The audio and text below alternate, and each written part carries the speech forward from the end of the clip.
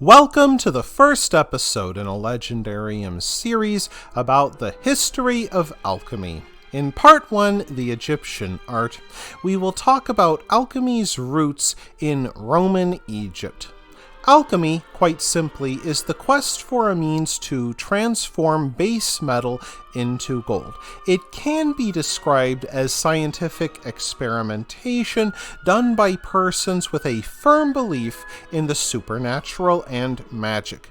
The ancients became preoccupied with gold, a luminous metal which never corrodes and can never be destroyed. Many believed it to be magical or even divine, calling it the sweat of the sun or the tears of the sun.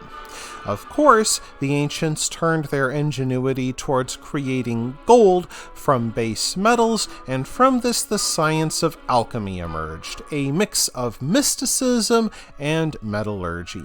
Egyptians and Babylonians became the first people to carry out scientific experiments, applying their skills in a practical manner. Although they invented many new concepts such as refining metal ores, bronze smelting, and using dyes, the limits of human knowledge meant that magic often fused with science in the ancient mind. Egyptian alchemists once attempted to make gold by painting the surface of lead with egg yolk so it appeared yellow. This experiment did not succeed. Nonetheless, the word alchemy is likely derived from the Greek terms for the Egyptian art. In the year 600 BC, Greek philosophers began to wonder about the rules which governed the world around them. The Greeks proved unusual in the ancient world in that they considered scientific theory to be just as important as its application. For example, Aristotle reached the conclusion that four elements, earth, air, fire, and water, made up the universe. In his thinking, wood contained fire, so it burned. Earth did not burn, so it did not contain fire. While it is easy to see Aristotle's thinking as overly simplistic today, it is worth remembering that Aristotle provided a simple and logical explanation for what people saw around them, which is why it endured for so long. While obviously flawed, the principle of the four elements guided scientific thought for centuries. And by doing so, the Greeks laid the foundations for later generations of alchemists and their work.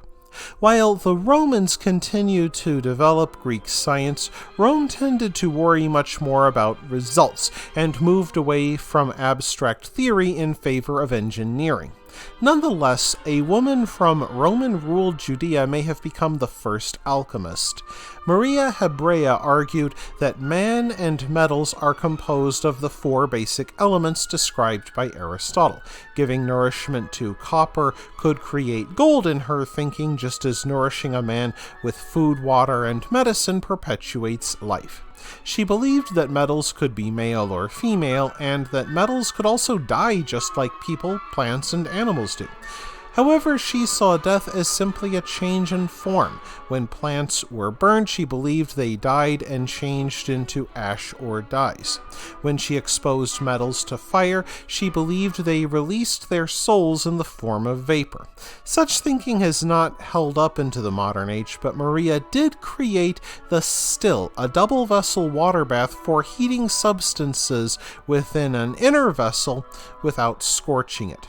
To further her experiments, Maria also created the two-vessel still, with the two vessels connected by a tube which allows for the collection of liquid. It remains a favorite of moonshiners everywhere.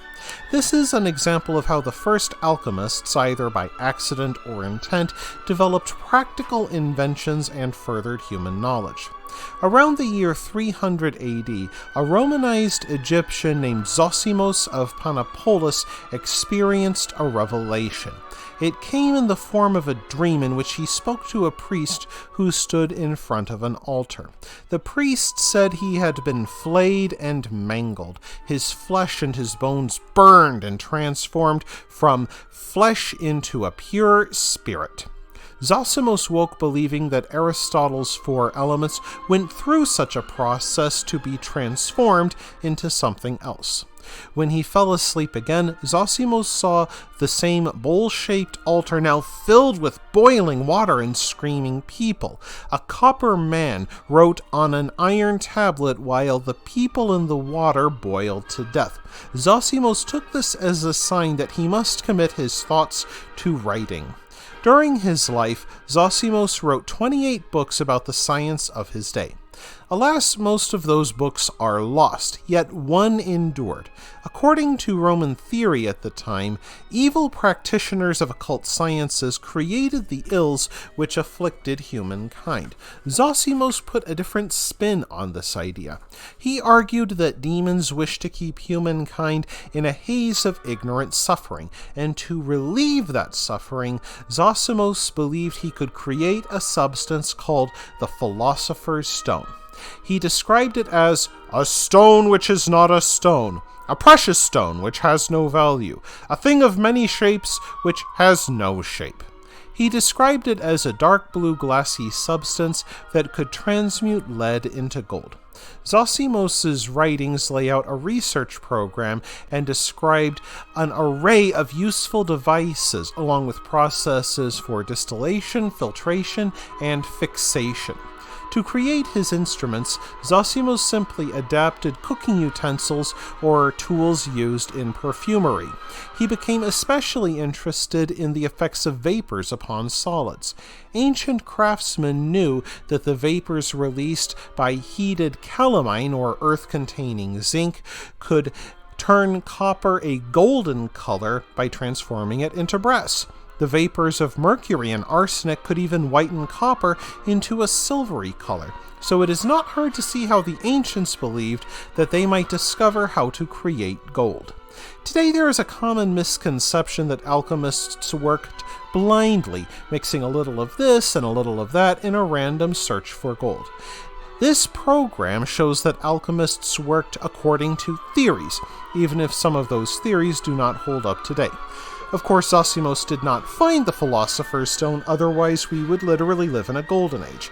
However, one of his core observations that mixing minerals transforms them rather than merely combining them is now the basis of modern chemistry, and that is a legacy greater than any Philosopher's Stone.